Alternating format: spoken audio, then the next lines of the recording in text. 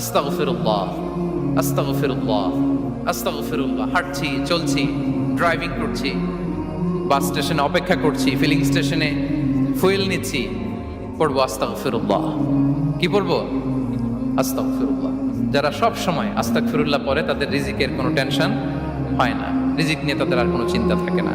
আল্লাহ নবী নূহ আলাইহিস সালাম যিনি ওনার জাতিগোষ্ঠীকে বলেছিলেন, ফাকুলতু আস্তাগফিরু রাব্বাকুম ইন্নাহু কানা গাফফারা, তোমরা বেশি বেশি ইস্তেগফার করো, তিনি ক্ষমাশীল। ইস্তেগফার করলে কি হবে? ইউরসিলিস সামা আলাইকুম মিদরারা, রহমতের বৃষ্টি বর্ষণ হবে, তোমাদের জমিগুলো উর্বর হবে। ওয়া ইউমদিদুকুম বিআমওয়ালি ওয়া বানিন, আল্লাহ তাআলা তোমাদেরকে সম্পদে বারাকা দিবেন, সন্তানে বারাকা দিবেন।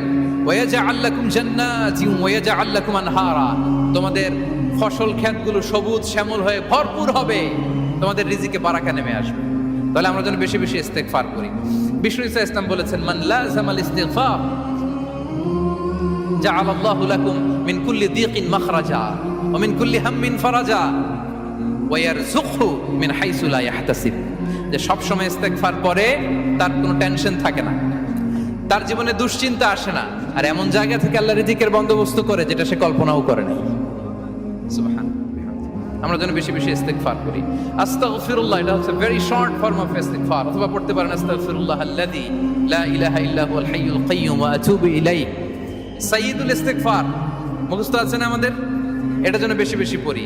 ইয়াকিনের সাথে যে সাইয়্যিদুল ইস্তেগফার পড়বে, যেই দিন পড়বে ওই দিন যদি মৃত্যু হয় সে জান্নাতি। কোন রাতে মুকিনান বিহি, ইয়াকিনের সাথে যদি সাইয়্যিদুল ইস্তেগফার কে রিসাইট করে, ওই রাতে যদি সে মৃত্যুবরণ করে, বিষ্ণু বলেন সে জান্নাতি।